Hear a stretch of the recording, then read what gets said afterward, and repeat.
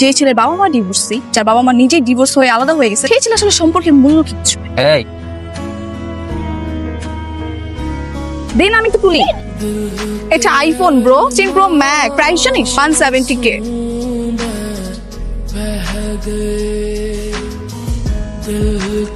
আমার phone I'm so sorry. 1,70,000 টাকা আমার ফোন। আসলে নোটিস করিনি। Okay, you guys carry on.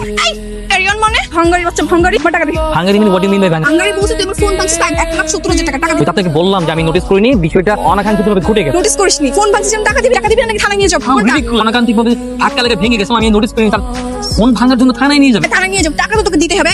আরে ভাই, আশেপাশে কেউ নাই নাকি? স্যার ওনাকে অ্যারেস্ট, রাস্তায় আমার মোবাইল। বুঝতে পারিস সুন্দরী মায়া মানুষ দেখলে হুশ থাকে না। একটি ভদ্র ঘরের ছেলে মেয়ে গুন্ডামি করিস কেন?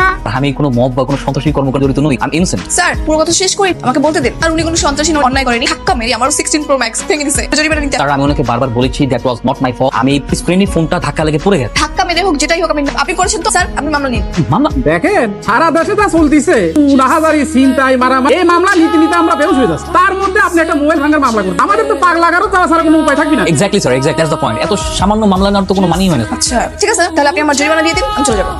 ঠিক কথা বলিস, টাকা পয়সা দিয়ে বিষয়টা মিটমাট করে ফেল। Okay fine, that's good deal, that's a good deal. I like it. জরিমানা দিয়ে দিচ্ছি। আমার কাছে 5,000 টাকা আছে, নতুন একটা স্ক্রিন প্রোটেক্টর লাগে, সমস্যা। ও হ্যালো, 5,000 টাকা মানি, ফোনের দাম 1,70,000। আপনি আমাকে পুরোটা দিবেন, আমি নতুন আইফোন 16 প্রো ম্যাক্স। আপনার মাথায় স্ক্রুটি খুলে গেছে। আমি একটা ফোনের জরিমানা 1,70,000 টাকা। আর ফ্রিক স্যার দেখছেন তো, স্যার হাঙ্গারি, আপনি মামলা নিন তো। আমি বিষয়টা দেখি। ভাই শুনেন, একবার যদি মামলা হয়ে মান সম্মান যাতে সব নষ্ট, তার উপরে মামলা টান দিতে আপনার জীবনটা শেষ হয়ে যাবে করে দিলাম। ঠিক আছে স্যার, আমি ক্ষতিপূরণ দিতে রাজি। আমার কাছে এত টাকা ম্যানেজ করতে আমার অনেক সময় লেগে যায়। তাও অবশ্য ঠিক বলেছে। মানে কি সময় দিও? আপনি তো 1,70,000 টাকা দাবি করেছেন আপনার মোবাইল ভাঙা। এটা জামিনদার আমিও। আপনি কোনো চিন্তা করেন না, আপনার কাছ থেকে যেভাবে টাকা নেওয়ার দায়িত্ব আমার। আপনি একটু অপেক্ষা করতে হবে। ঠিক আছে। এগুলো ছেলেটাকে নিয়ে একেবারে থানায় নিয়ে গেলি? তুই কি করবি? ফোন ভাঙলো কেন? দুলাভাই সিঙ্গাপুর থেকে যত্ন করে ফোনটা পাঠায়। আর তুই কি করলি? একদিনে ভেঙে ফেললি? কি ইচ্ছে করে ভাঙছি আম্মু? থানায় একটু আপডেট নিতে, কোথায় কখন যায় সবকিছু খবর। তোমাকে এই জন্য চিন্তা করতে হবে, 18 মতো লেগে আছে অলরেডি। দাঁড়াও শায়ন, তোমার সাথে আমার কথা আছে। তুমি নাকি তোমার মায়ের ফোন ধরছো না? ওই বেয়াদব মহিলা আমাকে বারবার ফোন দিচ্ছে। এই চমৎকার আপনার শিক্ষা। আপনি আপনার নিজের সন্তানের সামনে তার মাকে বেয়াদব বলছেন। তুমি ভুল করছো শায়ন। তোমার মার ডিভোর্সের সময় আমার বিরুদ্ধে কি কি প্রতারণা করে জানো? আমার সাথে মিনিট হয় কি করে স্বামীর বিরুদ্ধে থানায় মামলা করে। আমার সমস্যা আপনার ছিল, কারণ আপনার চরিত্রে ঝামেলা ছিল বলেই মা নিজেকে মুক্ত করে নিজের দিকে একবার টাকা। তোমার মাকে আমি সময় দিতে পারিনি ঠিকই, কিন্তু আমার টাকা পয়সা বিত্ত বৈভব কি দেয়নি তোমার মাকে বলো? তারপর সে যে ভুলটা করলো সে দোষ তুমি দেখবে না? আচ্ছা আমার কথা না হয় বাদই দিলাম, তুমি তখন ছোট্ট শিশু, তোমাকে রেখে আমাকে ডিভোর্স দিয়ে সে আরেকটা বিয়ে করে কিভাবে? বাবা প্রতিটা দিন একই টপিক নিয়ে কথা বলতে মেন্টালি সিক হয়ে গেছি। I wish I could leave this home very soon. মার দু চোখ যেদিকে যায় সেদিকে তুমি চলে, তোমাকে তো কেউ বেঁধে রাখেনি। সময় হোক চলে যাবো, তখন আর ভাবলেও পাবেন না।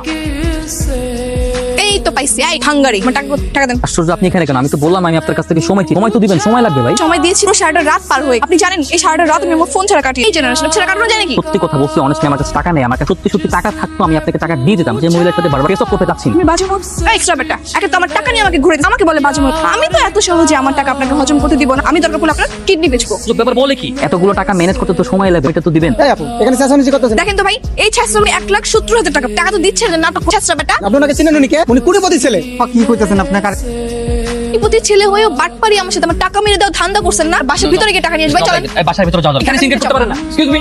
আরে কবি চশমাটা দিয়ে যা। এক্সকিউজ মি, আপনি কি ছিলেন বাবা? হ্যাঁ আমি ওর বাবা, বিপ্লব চৌধুরী। শায়ন আমার একমাত্র ছেলে। কেন কি করেছে শায়ন? আপনার ছেলের কাছে আমি 1,70,000 টাকা পাই। আমার brand new iPhone pro max ভেঙে টুকরো করে দিচ্ছি। ওই টাকা আমি ফেরত দিন, টাকা দিন। শায়ন তো বলছে হ্যাঁ আমি বলছি, আমি না একটা ব্যাপার বুঝলাম। এত বড় বাড়ির বড় লোকের ছেলে আমার এই কোটি টাকার জন্য এত ছেঁচড়ামি কেন করতে? ছেঁচড়া বেটা।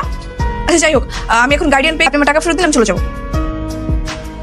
এই নাও, এখানে 2 লক্ষ টাকা আছে। তুমি আগের চেয়ে ভালো একটা মোবাইল কিনে। জি থ্যাংক ইউ, আসি। সামান্য কটা টাকার জন্য বাইরের একটা লোক তুমি ঘরে ঢুকিয়েছ, আর আমার সামনে দাঁড়িয়ে বলে আমার ছেলে চেষ্টা। ঠিক সে জানতো না। তুমি তো জানতে, এবং তুমি জানো যে তোমার অ্যাকাউন্ট এরকম 2-4 লক্ষ টাকা পড়ে আছে। জানি সেটা আমার টাকা না, আপনার টাকা। আপনি খুব ভালো মতো জানেন আপনার টাকা আমি ছুঁয়েও দেখি। তাহলে তুমি এখানে পড়ে কেন যাও? তোমার দু চোখ যেখানে যায় সেখানে তুমি চোর। তোর বাবা পরিচয় দিতে এত লজ্জা লাগে, তাহলে তুমি এখানে কেন পড়ে আছো? ফাইন, আপনি যেটা চাচ্ছেন সেটাই হবে। আমি আজকে চলে যাচ্ছি। কবির দরজা আটকাও, আমি চলে যাচ্ছি। টুলেট দেখলাম বাসা ভাড়া হবে। হ্যাঁ, ফ্যামিলি মেম্বার কতজন? ব্যাচেলর ভাড়া দিবে না। কেন? কেন আপনাকে বলতে হবে? যার বাড়ি তার ইচ্ছা। ও আচ্ছা, সমস্যা নেই। আমি প্রয়োজনে মালিকের সাথে কথা বলে আই থিঙ্ক আমি ওনাকে কনভিন্স কিন্তু বড় ঝামেলার মাছ শোনে। মালিকের একটা সুন্দর মেয়ে আছে, সেই জন্য সে ব্যাচেলর ভাড়া চায় না। আমি দুলাভাইকে বললো ফোনের নাকি ভেঙেছিল, উনি হচ্ছে জরিমানা দিয়ে দিছে, আমি একটা ফোন কিনে নিছি। কেন বাড়িওয়ালা কি ভয় পায় নাকি যে তার সবাই বিয়ে করে ফেলবে? হ্যাঁ কিনে নিছি তো, লাগবে না আর। মাস্তানি করে চেনেন আপনি আমারে? আচ্ছা দাঁড়াও তো, উল্টাপাল্টা কিছু বলছি নাকি? আমি মালিকের সাথে কথা বলতে করে জানেন আমি আপনাকে বলি। এই আচ্ছা আপনি এখানে? এটা তো আমাদের বাসা। ও আচ্ছা, তার মানে ওনার কথা মতো আপনি সেই সুন্দরী? মানে তার মানে উনি বললো অনেক সুন্দর আর আমি এই ঘরে নিতে চাচ্ছি। But আমরা তো ব্যাচেলার ভাড়া দেই, বাসা ছিল এখানে কেন? পার্সোনাল ফ্যামিলি প্রবলেম, বাবার সাথে রাগারাগি করে বাসা থেকে চলে এসেছি। ওর দেখলাম এখানে টুলে রাখতে লেগে দেখা গেল যে আপনার বাসাতেই ভাড়া নিচ্ছে, আর উনি বললো ব্যাচেলার নাকি ভাড়া দিবেন। আচ্ছা আমরা তো ব্যাচেলার ভাড়া দেই না, আসুন দেখি বাবার সাথে কথা বলে কিছু করা যায় কিনা। Thank you. Excuse me. কি যেন নাম বললে তোমার? জি আমার সায়ান। দেখো সায়ন, আমি আমার ফ্যামিলি বাসাতে ব্যাচেলার ভাড়া দেওয়াটা একদমই পছন্দ করি, স্পেশালি আমার মেয়ের জন্য। কারণ আমার মেয়েটা মাঝে মাঝে ছাদে যেতে খুব পছন্দ করে। না আঙ্কেল, এই মুহূর্তে বাসাটা আমার খুব প্রয়োজন ছিল। Thank you for this, which is more than enough for me. আচ্ছা, একটা কথা একদম কান খুলে শুনে রাখ, বাসায় কোনো মেয়ে অ্যালাউ না। দিনে বেড়াতে যখন যদি তোমার কোনো মেয়ে গেস্ট আসেন, তার সঙ্গে অবশ্যই একজন বড় গার্জিয়ান থাকতে হবে। চাবিটা নিয়ে যাও, কোনো সমস্যা হলে জানাবে। আসসালামু আলাইকুম। ছেলেটা ভালোই না? বাবা এই ছেলেটা কিন্তু আমার ফোন ভেঙেছিল। হ্যাঁ, তুই না বললি ওই ছেলে অনেক বড় লোক? হ্যাঁ আমিও জানি বড়, ও বললো ওর বাবার সাথে নাকি ঝগড়া করে আসে। দেখো বড় লোকের কাজকর্ম তো।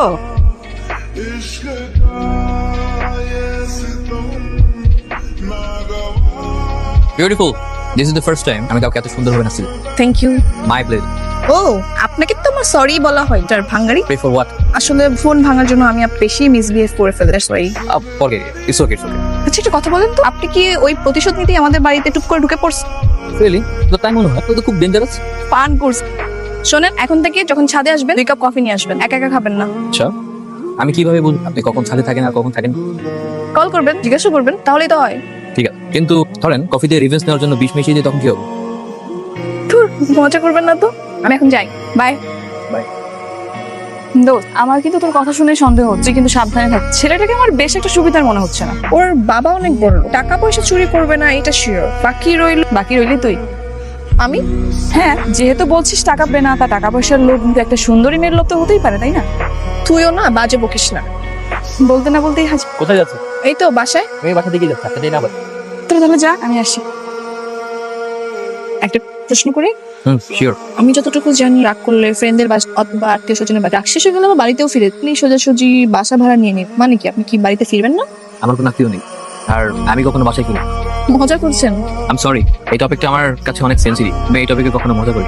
তো আপনার মা আপনাকে বাড়িতে ফিরতে বলবে না?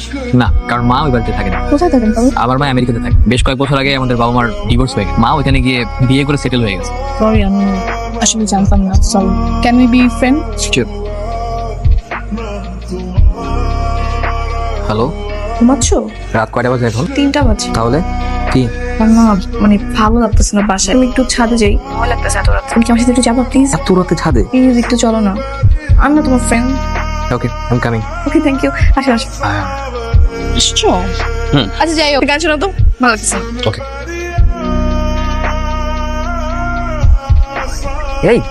এই উঠো, সকাল হয়ে গেছে। ঘুমাইতে দাও। আরে কি বলে ঘুমাইতে দাও? যদি তোমার বাবা মা দেখে তাহলে বুঝতে পারতেছো সিচুয়েশন কত খারাপ হবে। আরে কি আর হবে? আরে এই মেয়ে বলে কি নেশা রেশা করছে নাকি? সরি, এটা অনেক ঘুমাও। তাহলে এতক্ষণ কার সাথে কথা বলছিলাম? ছায়ান কই? কি রে দোস্ত, আগে জানতাম যে একটা ছেলের একটা মেয়ে ধাক্কা খেলে প্রেম হয়। ধাক্কা লাগলো, আমার সাথে প্রেম করছিস তো? প্রেমটা হলো কোথেকে? হইছে ম্যাডাম, আর নাটক করতে হবে। চোখ দেখলেই বোঝা যায় আপনি যে শায়ন ভাইয়ের প্রেমে হাবুডুবু। বাজে বকিস না তো। কে কল দিল? শায়ন ভাই। কোথায় তুমি? তো জিবার সাথে। তুমি কোথায়? তোমাকে নিয়ে আজকে একটা জায়গায় যাবো, তাই তোমাকে বলছি। আচ্ছা ঠিক আছে, তুমি থাকো, আমি আসছি। আসতে হবে, বটতলায় গিয়ে দাঁড়াও, আমি সেখান থেকে তোমাকে পিক করে নেব। Okay fine, bye. আমাকে উঠতে হবে, তুই থাক, আমি তাহলে পরে কথা হবে। ভালোই ডুবেছো মনে হয় তো, এরকম সময় হাসি কখনো যেন চোখ ভেজা দিন। Okay bye. Thank you Shayan, আমি সত্যি সারপ্রাইজ হয়ে গেছি। আমাদের পরিচয়টা খুব অল্প দিনেই অনেক কথা জমে আছে হৃদয়ের গভীর। তোমার হাসি আমার দিনকাল, তোমার উপস্থিতিতে যেন এক পরম শান্তির পরশ ছুঁয়ে যায় মনকে। আমি কখন যে তোমার দিকে একটু বেশি মনোযোগ দিতে শুরু করলাম সেটা ঠিক বুঝতে পারি। তোমার প্রতি এই টান শুধু বন্ধুত্বের মধ্যে সীমাবদ্ধ, এটা অনেক গভীর, অনেক আপন। আমি সত্যি করে চাই তুমি আমার জীবনের এক বিশেষ অংশ হয়ে ওঠো। তোমার হাতটা ধরতে চাই আর সেটা যেন সারা জীবনের জন্য হয়। তোমাকে ভালোবাসি, জীবনের শেষ মুহূর্ত পর্যন্ত একে অপরের হাতটা ধরে সারা জীবন থাকতে পারবো।